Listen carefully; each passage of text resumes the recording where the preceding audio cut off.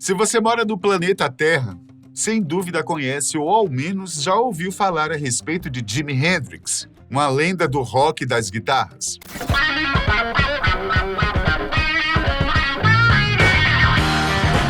Jimi nasceu com o nome de batismo James Marshall Hendrix, em Seattle, no dia 27 de novembro de 1947. Ainda jovem, tornou-se um dos ícones do cenário musical ao lado de outros grandes nomes, como Janis Joplin, B.B. King, David Bowie, Santana e outros. Mas, antes de sabermos como foi o último dia de Hendrix, que tal conhecermos um pouco mais sobre a sua juventude e sua carreira?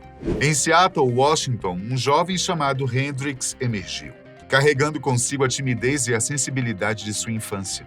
Ele se tornou o guardião de seu irmão mais novo, Leon Hendrix, que estava imerso em uma série de problemas familiares, incluindo o divórcio de seus pais em 1951 e a perda de sua mãe em 58, quando Jimi tinha apenas 16 anos. A avó materna de Hendrix, uma mulher de ascendência Cherokee, era uma figura de grande importância para ele. Ela incutiu nele um profundo respeito por seus ancestrais nativos norte-americanos. Durante um dia de trabalho com seu pai, removendo sucata, Hendrix encontrou um ukulele. É um tipo de cavaquinho, porém com cordas de nylon, que tinha apenas uma corda, mas apesar de sua simplicidade, o instrumento o fascinou. Com esforço, ele conseguiu comprar um violão por meros $5, um passo crucial em sua jornada para se tornar um músico. Depois de se apresentar com várias bandas locais em Seattle, Hendrix decidiu se alistar no exército. Ele se juntou à 101ª Divisão Aerotransportada em Fort Campbell, Kentucky, a 80 quilômetros de Nashville, Tennessee, como paraquedista. Durante seu curto período de serviço, menos de um ano, ele sofreu uma fratura no tornozelo durante um salto e recebeu uma dispensa médica. Ele mais tarde revelaria que o som do vento assobiando em seu paraquedas foi uma inspiração para o som espacial que ele criaria em sua guitarra. Não há registros médicos no exército americano sobre a dispensa de Hendrix. Em 2005, Charles Cross, autor da biografia do líder do Nirvana, Kurt Cobain, revelou em seu livro Sala Cheia de Espelhos que Hendrix alegou estar apaixonado por um colega de agrupamento durante uma visita ao serviço psiquiátrico em 62 em Fort Campbell. Segundo Cross, isso era uma mentira, já que Hendrix tinha uma preferência conhecida por mulheres. Segundo o biografista, Hendrix só queria escapar do exército para se dedicar à música, e isso foi uma desculpa. Embora Hendrix tenha se voluntariado para a Guerra do Vietnã, ele nunca esteve em combate. No entanto, suas gravações se tornaram favoritas entre os soldados que lutavam lá. No início, ele levava uma vida precária, tocando em bandas de apoio a músicos de soul e blues como Kurt Knight, B.B. King e Little Richard, em 1965. Sua primeira aparição de destaque foi com Isley Brothers, principalmente na canção Testify, em 1964. Em 66, já com sua banda Jimmy James and the Blue Flames, Hendrix conheceu e foi apresentado a outros músicos importantes de sua época, inclusive Frank Zappa, que foi quem lhe apresentou o então recém-lançado pedal de efeitos para guitarras elétricas, o wah-wah. Esse tipo de pedal seria um dos principais equipamentos de set usados por Jimi Hendrix em grande parte de suas composições. Ainda naquele ano, Hendrix foi apresentado a Charles Chandler, então baixista da banda britânica The Animals.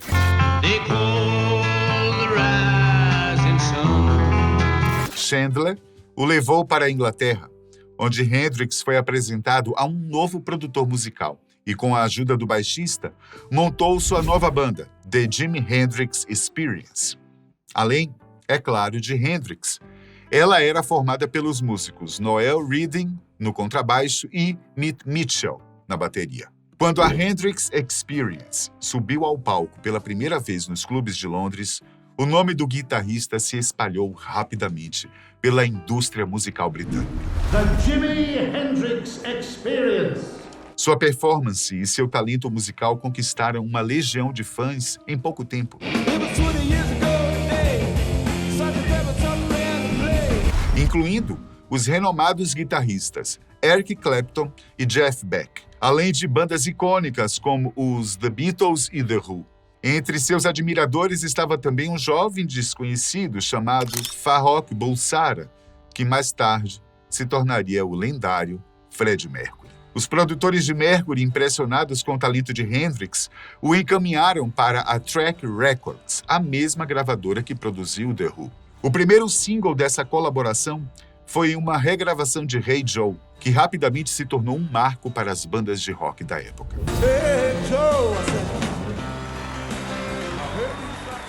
O sucesso de Hendrix continuou a crescer com o lançamento de Purple Haze, uma faixa explosiva, e The Wind Cries Mary, uma balada emocionante. Essas músicas, juntamente com Hey Joe, alcançaram o top 10 na época. Finalmente reconhecido como uma importante estrela do rock no Reino Unido, Hendrix e sua namorada Katie Etchingham se mudaram para uma casa no centro de Londres. Hendrix era um verdadeiro erudito quando se tratava das raízes musicais que formavam a base do rock progressivo de sua época. Afinal, sua experiência de estrada, junto a artistas renomados como Isley Brothers e Little Richard, lhe deram uma compreensão íntima dos mundos culturais e sociais, onde essas raízes musicais floresceram. Além disso, ele tinha uma profunda admiração pelos trabalhos de Bob Dylan, dos Beatles e dos Yardbirds. No final de 66, Hendrix rapidamente adaptou a moda musical e de vestuário de Londres às suas necessidades. Ele não apenas conseguiu igualar bandas como o The Who em seu próprio jogo de alto volume e destruição de guitarras, mas também as superou. Em pouco tempo, seus shows se tornaram os mais procurados da cidade, atraindo multidões para ver a sua performance eletrizante. Quando, em 1967, o álbum Are You Experience foi lançado, chegou ao segundo lugar nas paradas londrinas, ficando atrás apenas de Sgt. Pepper's dos Beatles. Assim, Paul McCartney, um dos líderes da lendária banda britânica, recomendou que levassem Hendrix ao Festival Pop de Monterey, que aconteceria na Califórnia. A participação do guitarrista em sua terra natal foi um completo sucesso. Tanto é que no ano seguinte Hendrix estava de volta aos Estados Unidos, onde foi recebido como uma lenda viva.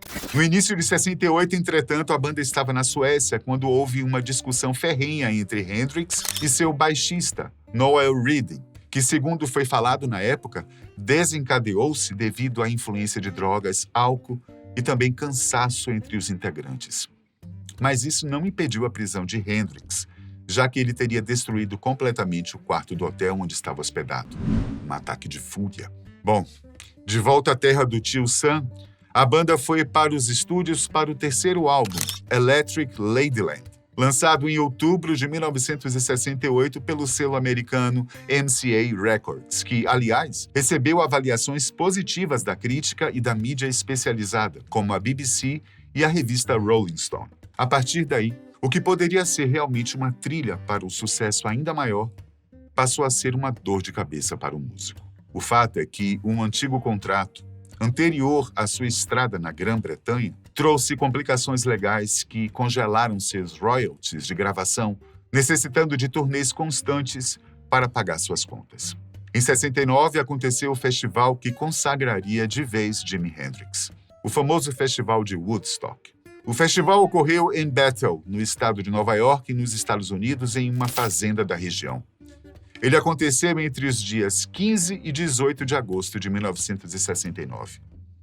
O festival, originalmente, estava previsto para durar 3 dias, mas devido à grande quantidade de pessoas que compareceram, acabou se estendendo para 4 dias. Contou com a participação de artistas alternativos e em ascensão na época, como Janis Joplin, The Who, Creedence, Santana, Jefferson Airplane, Joe Cocker, entre outros. A participação de Hendrix no Woodstock é considerada uma das performances mais icônicas da história do rock. Ele subiu ao palco na manhã do último dia do festival, quando a maioria do público já havia ido embora. Apesar disso, sua performance durou mais de 2 horas e é lembrada até hoje. Hendrix se apresentou com uma banda temporária chamada Gypsy Suns and Rainbows, que incluía 2 músicos com quem ele havia tocado no início de sua carreira. Esta foi a única banda de Hendrix que incluiu um segundo guitarrista. Durante sua apresentação, Hendrix tocou uma versão impressionante do hino nacional dos Estados Unidos.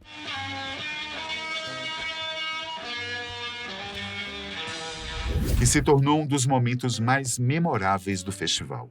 Ele também tocou uma série de outras músicas, incluindo Purple Haze e Ray Joe. Apesar dos desafios, a performance de Hendrix em Woodstock é vista como um marco na história da música e solidificou seu status como um dos maiores guitarristas de todos os tempos. Apesar de Hendrix admitir o uso ocasional de maconha e drogas psicodélicas, não foram a heroína ou os alucinógenos que o levaram à sua overdose. De acordo com o relatório do legista, Hendrix morreu de asfixia enquanto estava intoxicado com comprimidos para dormir. Ele teria ingerido 18 vezes a dose recomendada de barbitúricos, tendo tomado 9 dos comprimidos Vasparex, que pertenciam à sua namorada. Há uma versão considerada oficial que diz que Jimmy havia passado parte da noite anterior em uma festa, de onde seguiu juntamente com a sua namorada, Monica Denneman, para o hotel Samarkand em Notting Hill, Londres. Estimativas indicam que ele teria morrido pouco tempo depois. Em seu depoimento, Monica alegou que Hendrix teria tomado, sem que ela soubesse, na noite anterior, 9 comprimidos do remédio que ela tomava para dormir. De acordo com o médico que o atendeu inicialmente, Hendrix tinha literalmente se afogado em seu próprio vômito composto principalmente de vinho tinto. Durante anos, Monica ainda alegou publicamente que Hendrix ainda estava vivo quando o colocaram na ambulância. Seus comentários sobre aquela manhã, no entanto, foram frequentemente contraditórios e variavam de entrevista para entrevista. Declarações de policiais e paramédicos revelam que não havia ninguém além de Hendrix no apartamento e que não apenas ele estava morto há algum tempo quando chegaram à cena, mas também estava totalmente vestido. Jimi Hendrix deixou 2 filhos, Tamika Hendrix e James Daniel. Ele teve vários álbuns lançados póstumamente, uma vez que não parava de compor. Seu legado é indiscutível, pois além de canhoto e de tocar com um instrumento invertido, Hendrix foi quem deu mais popularidade ao estilo de guitarra Stratocaster, bem como a alavanca de trêmulo, patenteada pela Fender, que permite entortar notas e acordes sem que o instrumento perca a afinação. Hendrix também foi um revolucionário no desenvolvimento de amplificação e dos efeitos com a guitarra moderna.